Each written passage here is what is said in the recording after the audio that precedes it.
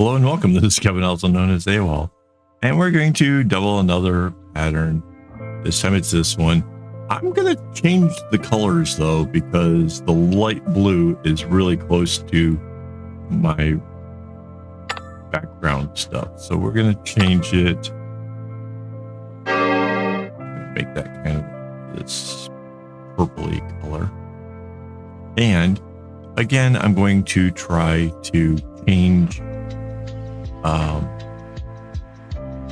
what this looks like to something different. Like we're going to double it for sure, but I'm going to start it in the center. So this light blue is going to be this. That's how that sort of goes. And then let's do the darker one with a darker purple. Let's go way dark. That one. And it sort of comes in, out, and into the center. Right? And then there's out once. There's out twice. And there's our out 3 times. Right? So 1, 2, 3. And then this comes all the way back out again.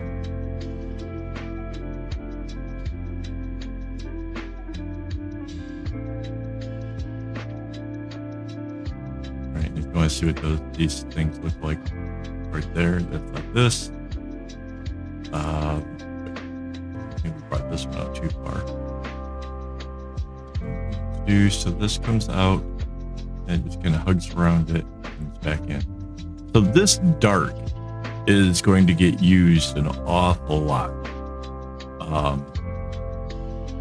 Even with the way that I normally do it.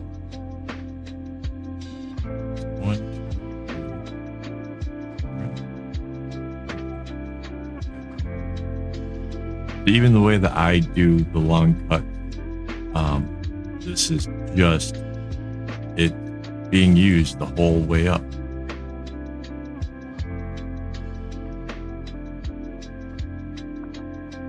Breathe out. So this one will end up here. Normally this would have been a little bit different, but we'll get to that in a second. And now we have a third color. So I'm going to kind of try to pick something in the middle. So now that one, right? It was here. It's a little too dark.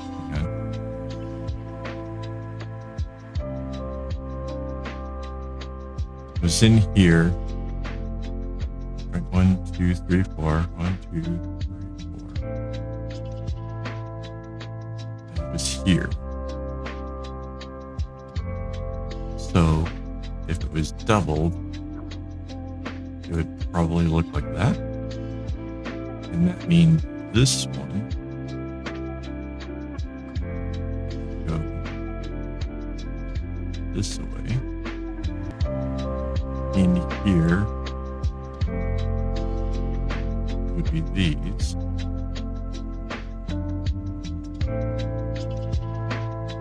And this is this again. So we're doubling it, but we're giving it a whole completely different look. See, these would have been out here. Now, this dark on the outside is definitely not getting used as much, and it will interchange. So that's pretty cool.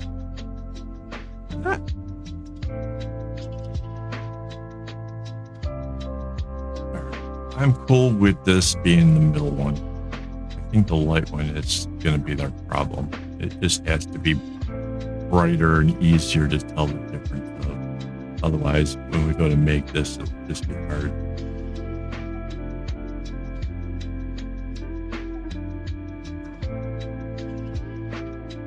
Now, I'm going to ask a question that you're going to have to think about for a moment, and then see if you then later agree with me.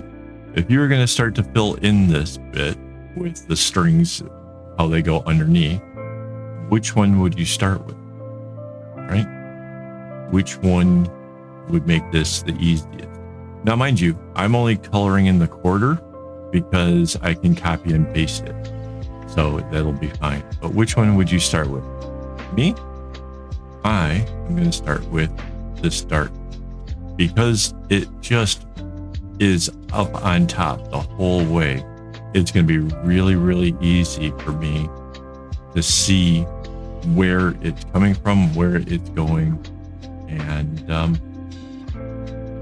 yeah, once I fill that in, anything else will be a little bit easier because this thing's out of the way, right? And like I've often said, if you get rid of the easy stuff first, everything else will become easy. So we're just going to walk this down.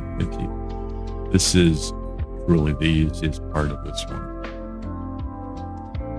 And this is a very unconventional doubling. It's kind of what the bracelet would look like if we doubled the pattern. Well, it's almost as if we tripled the pattern and then cut out the edges. So, and if we just let these things naturally alternate, you know, one that was on the outside comes to the inside, one on the inside just goes off to the outside, I think we won't have any trouble with the string running out. So now this one, it's sort of kind of going back and forth. Nothing too crazy.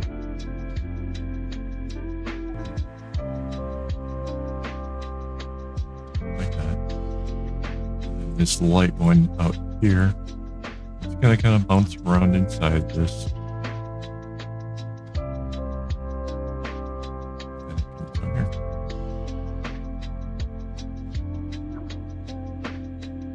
This one will come over that way. As this one does the same over here. This light one will go this way. So if you hadn't guessed, I'm probably going to be making this thing in purple. You don't have to. I could find 3 shades of red to do the same thing, or I could use greens and blues or whatever I want. But kind of feeling in the purple mood today for some reason. I don't know. It just seems like it'd be cool. And the rest of this is just gonna kind of come down the same exact way as before.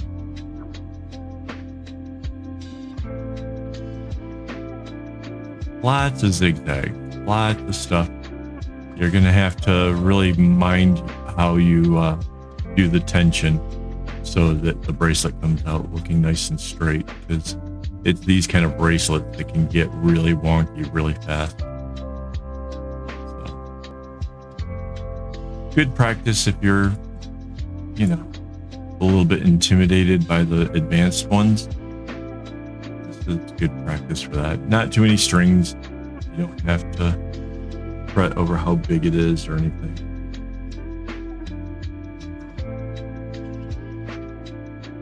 And I kind of like when it's nice and symmetrical like this. I don't have to fill in nearly as much. That's kind of nice.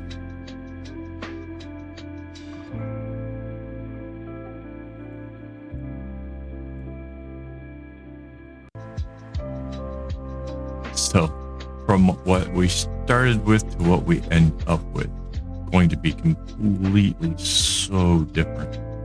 You'll see that here in a moment. All right, so now I can get the select tool and just go up to my guidelines. That way it comes out, you know, nice and straight and whatever. Copy and paste it. Go to the flip tool, and flip it over to the side. I get my select tool again so I can anchor it, and then select this part. Control C, Control V, go back to the flip, back to the select again to anchor it.